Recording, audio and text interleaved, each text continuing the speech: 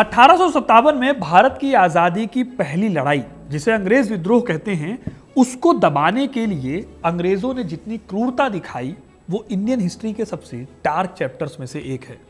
अंग्रेजों ने इस विद्रोह पर काबू करने के बाद हैवानियत की सारी हदें पार कर दी। सोचकर देखिए, 27 सितंबर 1857 को दिल्ली पर कब्जा करते ही इन्होंने सिर्फ एक मोहल्ले के 1400 लोगों को मार दिया था। आज तक कोई सही नंबर नहीं पता है कि दिल्ली के कितने लोगों को अंग्रेजों ने मौत के घाट उतारा था। और दिल्ली तो बस एक सैंपल है। जिस शहर में अंग्रेजों के खिलाफ आवाज उठी, उस शहर को इन्होंने वीरान करके रख दिया। वही अंग्रेज जो आज भी हिटलर, मुसोलिनी और स्टालिन जैसे लोगों की क्रूरता की कहानी बताते नहीं थकते, वो अपनी इस बात को गायब कर गए। यहां तक कि हमारे देश में भी उनकी इस दरिंदगी को अक्सर लोग अनदेखा कर देते हैं। आज आपको पता चलेगा कि आपके आसपास के जिन शहरों में 1857 का गदर हुआ, वहां किस कदर अंग्रेजों ने कहर बरपाया था। 57 के विद्रोह का बदला लेने के चक्कर में अंग्रेज वो हैवान बन गए थे कि अगर ये वीडियो कोई अंग्रेज देख ले आज के टाइम पर, तो वो भी शायद ही यकीन कर पाएगा कि उनके बेहद सभ्य पूर्वज ऐसे थे। तो दोस्तों, इस कहानी के लिए कमेंट में #1857 लिखकर अपनी राय देना। तब तक बिना किसी देरी के इस वीडियो को शुरू करते हैं, क्योंकि अपना इतिहास नहीं जानोगे तो खुद को कैसे पहचानोगे। कहानी की शुरुआत होती है 10 मई 1857 से, जब मेरठ की एक छावनी में 85 भारतीय सैनिकों ने उन नए कारतूसों का इस्तेमाल करने से मना कर दिया जिन पर गाय और सुअर की चर्बी लगे होने की कहानी थी, अफवाह थी। यह कहानी आपने बहुत बार सुनी भी होगी। अब यह अफवाह सिर्फ एक चिंगारी थी। जब उन सैनिकों को 10 साल की कड़ी सजा सुनाई गई तो बाकी के सिपाहियों का गुस्सा भड़क उठा। उसी रात मेरठ छावनी में विद्रोह शुरू हुआ, जो सीधे दिल्ली जा पहुंचा। यमुना के पुल को पार करते ही विद्रोही सैनिक सीधे लाल किले पहुंचे और उन्होंने 80 साल के बूढ़े और लाचार मुगल सम्राट बहादुर शाह जफर को अपना लीडर घोषित कर दिया। बहादुर शाह जफर बस नाम के बादशाह थे, क्योंकि वो खुद अंग्रेजों से पेंशन लेकर लाल किले में रहते थे। फिर होना क्या था, बहादुर शाह जफर को लीडर बनाया गया और जल्दी ही विद्रोह की ये आग पूरे नॉर्थ इंडिया और सेंट्रल इंडिया में फैल गई। अगर प्रोमिनेंट सेंटर्स की बात करूं, दिल्ली, कानपुर, झांसी और लखनऊ के साथ साथ प्रयागराज जैसी जगहों पर भी अंग्रेजों के खिलाफ भयानक स्तर पर विद्रोह था। जब ये विद्रोह मेरठ से शुरू हुआ था, तब ये एक सैनिक विद्रोह था, लेकिन लखनऊ और झांसी के साथ साथ बिहार पहुंचते पहुंचते आम जनता भी इससे जुड़ गई। किसानों के साथ साथ जमींदार भी अंग्रेजों के खिलाफ खड़े हो गए। शुरुआत में विद्रोहियों को अच्छी खासी कामयाबी मिली। अंग्रेजों के बंगलों को जला दिया गया, उनका खजाना लूट लिया गया, कई अंग्रेजों को मौत के घाट उतार भी दिया गया। लेकिन यह सब कुछ बहुत थोड़े वक्त के लिए था। अंग्रेजों ने अपने सहयोगी रजवाड़ों की मदद से दोबारा अटैक किया और अंग्रेजी सेना इस विद्रोह को दबा ले गई। कई इतिहासकार मानते हैं कि यह विद्रोह फेल इसलिए हुआ क्योंकि विद्रोही एकजुट नहीं थे। ये विद्रोह प्रॉपर प्लान्ड भी नहीं था और ना ही विद्रोहियों के पास मॉडर्न हथियार थे जो कि अंग्रेजों के पास थे। हाँ, लक्ष्मीबाई, तात्या टोपे और कुंवर सिंह जैसे महान लीडर्स थे इस विद्रोह में, लेकिन उनके पास हेनरी हैवलॉक और मेजर हडसन जैसे कमांडर्स की कमी थी। ब्रिटिश आर्मी ने विद्रोह के केंद्र दिल्ली पर 20 सितंबर 1857 के दिन कब्जा कर लिया। एक भयानक स्ट्रगल के बाद विद्रोहियों को शहर छोड़कर भागना पड़ा। बहादुर शाह जफर ने हुमायूं के मकबरे में शरण ली, लेकिन 20 सितंबर को उन्हें मेजर विलियम हडसन ने गिरफ्तार कर लिया। इस तरह दिल्ली का पतन क्रांति के ताबूत में आखिरी कील साबित हुआ और इसी के बाद शुरू हुआ क्रूरता का वो दौर जिसे सुनकर आपकी रूह कांप जाएगी। मैं आपको क्रूरता की सारी कहानियां सुनाऊंगा, लेकिन इन सभी कहानियों में सबसे ज्यादा क्रूर बात यह थी कि अंग्रेज विद्रोहियों और नागरिकों को सिर्फ मार नहीं रहे थे इस दौरान, बल्कि मौत के बाद भी वो उनका अपमान कर रहे थे। पूरे नॉर्थ इंडिया में जगह जगह पर अंग्रेजों ने विद्रोहियों को पब्लिकली फांसी दी। पेड़ों पर एक साथ कई लोगों को फांसी पर लटका दिया जाता था, लेकिन इसमें भी सबसे भयानक सजा थी तोप से उड़ा देना। इसमें विद्रोही को तोप के मुंह से कसकर बांध दिया जाता था और फिर तोप चला दी जाती थी। इससे होता यह था कि उनके शरीर के चिथड़े हवा में उड़ जाते थे। क्या आप जानते हैं, अंग्रेजों ने तोप से उड़ाए गए विद्रोहियों के शरीर के साथ भी बर्बरता की थी। आलम बेग नाम के एक हवलदार को तोप से उड़ा दिया गया, लेकिन कहानी उनकी यहीं तक नहीं खत्म होती। उनकी मृत्यु के बाद उनकी खोपड़ी को उबाल कर साफ किया गया और ग्रिसली ट्रॉफी इसका नाम दिया गया। इस खोपड़ी को 1858 में ब्रिटेन ले जाया गया और सालों साल तक एक पब में नुमाइश के तौर पर रखा गया, जहां लोग इसके साथ फोटो खिंचवाते थे। अब ये हैवानियत की वो हद थी जिसमें एक शख्स को मरने के बाद भी इस तरह से अपमानित किया गया। यही नहीं, जो लोग इस लड़ाई का हिस्सा नहीं भी थे उनको भी सजा दी गई, सिर्फ इसलिए क्योंकि उनके परिवार का कोई सदस्य अंग्रेजों के खिलाफ लड़ रहा था। जैसे कि बहादुर शाह जफर से वादा किया गया था, लेकिन फिर भी उनके बेटों को गोली मार दी गई। खुद उनको 80 साल की उम्र में रंगून की जेल भेज दिया गया, जहां उनकी बाद में मौत हो गई।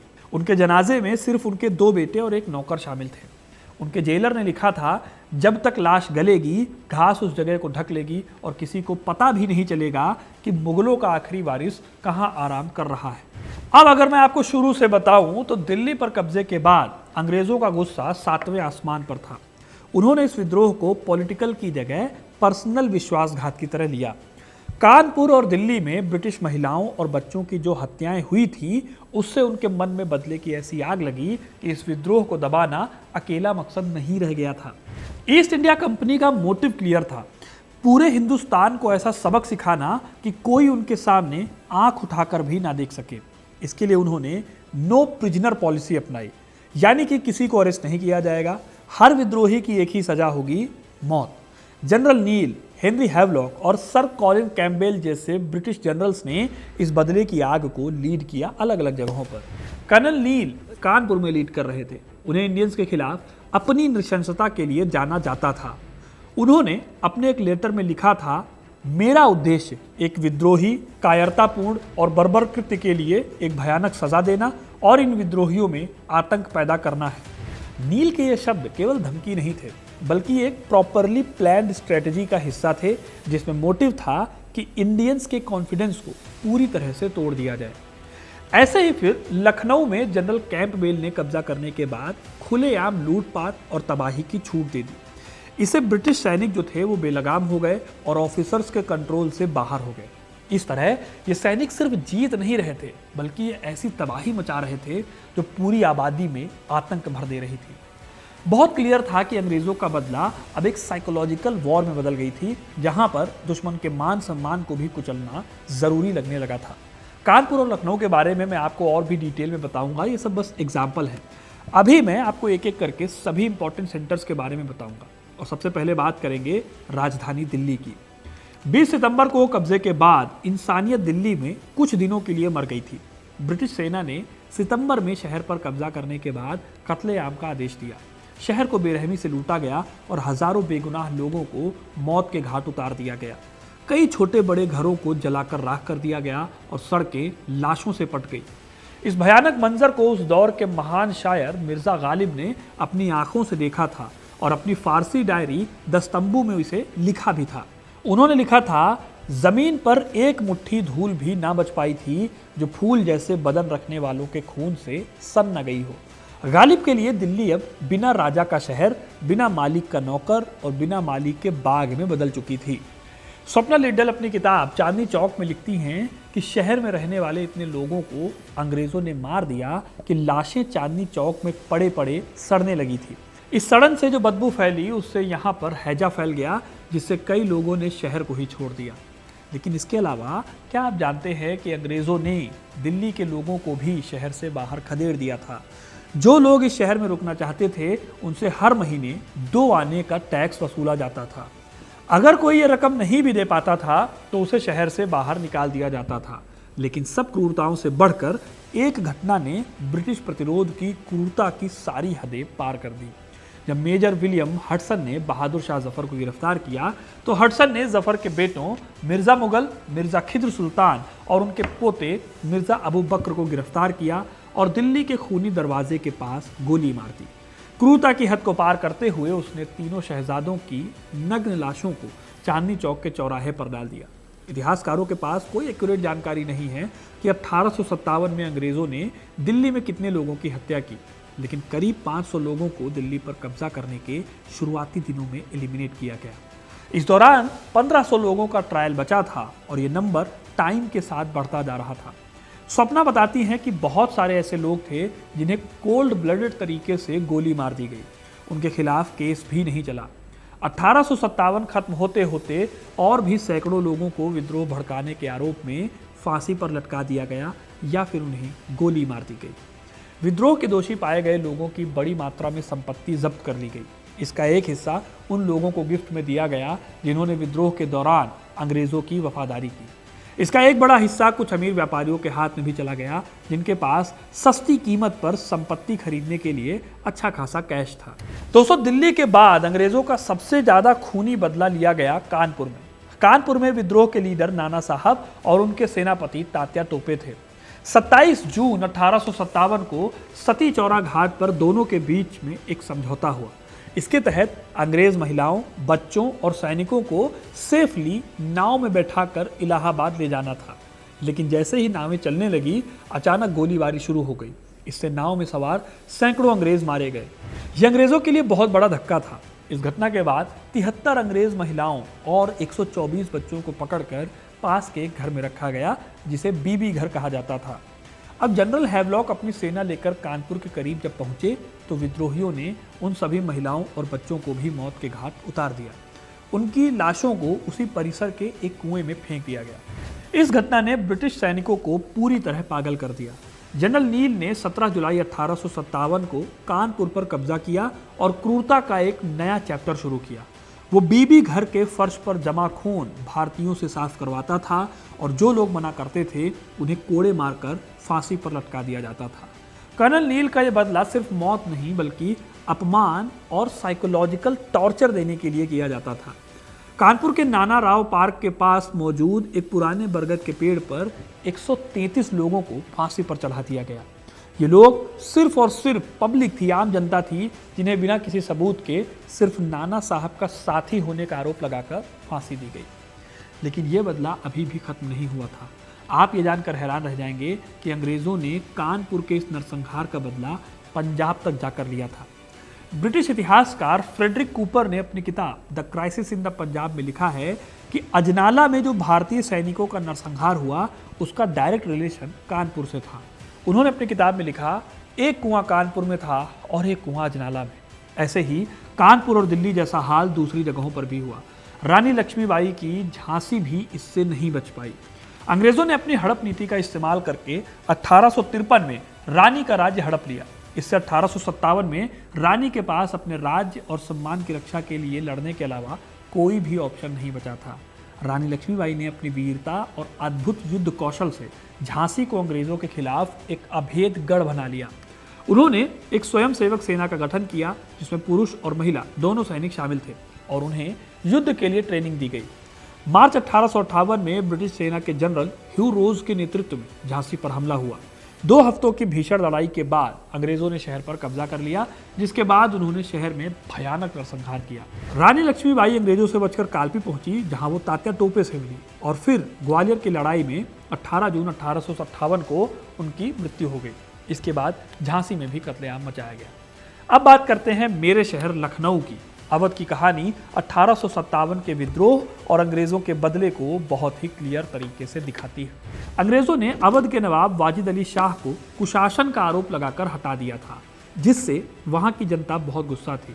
इसके चलते बेगम हजरत महल ने एक बहुत बड़े विद्रोह को जन्म दिया। तालुकेदारों, किसानों और आम जनता ने एक होकर अंग्रेजों के खिलाफ लड़ाई लड़ी, जिससे ये पूरे आंदोलन का सबसे व्यापक और ऑर्गेनाइज सेंटर बन गया। बाद में जनरल कैंपबेल ने अपनी सेना के साथ 21 मार्च 1858 को लखनऊ पर दोबारा कब्जा कर दिया। शहर के पतन के बाद जो तबाही हुई वो भयानक थी। एक इतिहासकार ने लिखा है कि जो तबाही लखनऊ ने देखी वो तबाही कहीं और नहीं हुई। अंग्रेजों ने न सिर्फ शहर को तबाह किया बल्कि उन्होंने पूरे अवध में आतंक का राज इस्टेब्लिश कर दिया। उन्होंने बर्बरतापूर्वक दंड देने की नीति अपनाई। इसका मतलब था गांव के गांव जला दिए गए और कुछ जगहों पर गांव के सभी मर्दों का कत्ल कर दिया गया। यह नरसंहार कितना बड़ा था इसका अंदाजा इस बात से लगाया जा सकता है कि इतिहासकारों का अनुमान है अकेले अवध में इस दौरान 1.5 लाख इंडियन मारे गए, जिसमें से 1 लाख बस आम जनता थी। अंग्रेज मानते थे कि जब तक गांव की आबादी विद्रोहियों का समर्थन करती रहेगी तब तक वो इस आंदोलन को पूरी तरह से नहीं दबा सकते। इसीलिए उन्होंने पब्लिकली सजा देने की नीति अपनाई। पूरे के पूरे गांवों को जलाना, मर्दों को मारना, ये सब एक सोची समझी स्ट्रैटेजी थी। इसका मोटिव ही था लोगों में इतना खौफ पैदा करना कि वो फिर कभी विद्रोहियों का साथ न दें। इस तरह विद्रोह को दबाने के बाद भारत में आतंक और खौफ का एक नया राज स्थापित हुआ। अंग्रेजों ने 1857 के सबक को कभी नहीं भुलाया। इस घटना ने उन्हें एहसास दिलाया कि सिर्फ सेना के दम पर भारत पर लंबे समय तक राज नहीं किया जा सकता, बल्कि उन्हें अपनी नीतियों को बदलने की भी जरूरत है। सबसे पहला और सबसे इंपॉर्टेंट बदलाव ट्रांसफर ऑफ पावर था। 1858 में ब्रिटिश संसद ने एक एक्ट पास किया जिससे ईस्ट इंडिया कंपनी का भारत पर शासन पूरी तरह से समाप्त हो गया। भारत अब सीधे सीधे ब्रिटिश क्राउन यानी महारानी विक्टोरिया के कंट्रोल में आ गया। गवर्नर जनरल के पोस्ट को बदलकर वायसराय कर दिया गया, जो सीधे सीधे ब्रिटिश पार्लियामेंट के लिए काम करता था।